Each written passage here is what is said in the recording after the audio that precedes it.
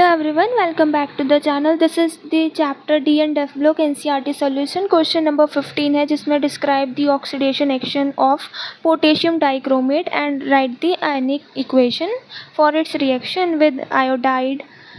First iodide है then second part है. सो iodide जो होता है I माइनस होता है एंड आयोडीन इज I2. सो हमें पता है कि एक स्ट्रॉन्ग ऑक्सीडाइजिंग एजेंट होता है एसिडिक मीडियम में. ठीक है, तो ये क्या करता है, इलेक्ट्रॉन लेके उसको रिड्यूस कर देता है. देन रिएक्शन इज दिस कि Cr2O7 2 माइनस जो कि डाइक्रोमेट है, H प्लस है तो एसिडिक मीडियम दे रहा है, आयोडाइड है जो कि I माइनस है और वो आयोडीन बनाता है. तो ऑक्सीडेशन क्या हुई, -1 से 0 ऑक्सीडेशन हुआ है. ठीक है, क्योंकि ऑक्सीडेशन नंबर इंक्रीज किया गया है तो वो ऑक्सीडेशन हुआ है. ठीक है, क्योंकि हमें पता है कि जो Cr2O7 2 माइनस है वो एक बहुत ही स्ट्रॉन्ग ऑक्सीडाइजिंग एजेंट है. ठीक है, तो उससे एक्सपेक्टेड होगा कि वो ऑक्सीडेशन नंबर को इंक्रीज ही करेगा. Second is iron solution. Iron में जो ब्रैकेट में 2 लिखा है रोमन नंबर में, दैट मीन्स कि वो ऑक्सीडेशन नंबर 2 में है. ठीक है, so potassium dichromate react with Fe2 plus and convert into Fe+3 ions.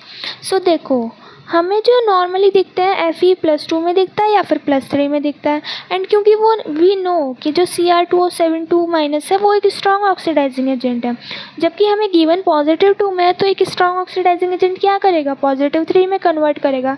ये हम थोड़ा सोच भी सकते हैं.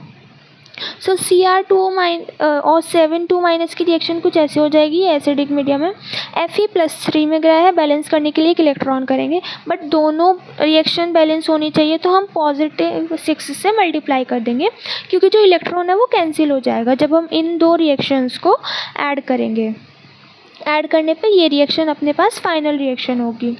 Third is H2S. ठीक है, it is hydrogen sulphide. Sulphide और sulphur, sulphide means -2 oxidation state में होगा सल्फ़र वहाँ पे.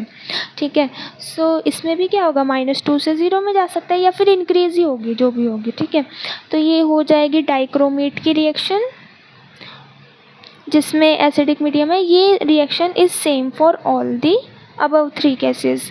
देन H2S का वो सल्फ़र 0 में चला गया, ये सल्फाइड की रिएक्शन है एंड 2 इलेक्ट्रॉन. सो फिर से इलेक्ट्रॉन बैलेंस करने के लिए हम 3 से मल्टीप्लाई कर देंगे क्योंकि जब रिएक्शन को हम दोनों को ऐड करेंगे तो वी डोंट वांट कि इलेक्ट्रॉन आए अपनी फाइनल रिएक्शन में. ठीक है, क्योंकि इलेक्ट्रॉन का काम इंटरनली करना होता है. ठीक है, वो हम बाहर शो नहीं कर सकते उसको, तो इसलिए फिर जब हम इनको ऐड करेंगे, ऐड 1 एंड 2, सो जो रिएक्शन है ये फाइनल रिएक्शन होगी. सो दैट्स हाउ जो पोटेशियम डाइक्रोमेट है वो एक ऑक्सीडाइजिंग एजेंट की तरह वर्क करता है इन तीनों केसेस में. एंड बहुत सारे केसेस गिवन है NCERT बुक में. So overall the idea of video is कि potassium dichromate is a strong oxidizing agent. ठीक है, so thank you for watching the video, and if you want to note down the solution you can do it. This is first part, this is second, and this is third part. Thank you for watching the video.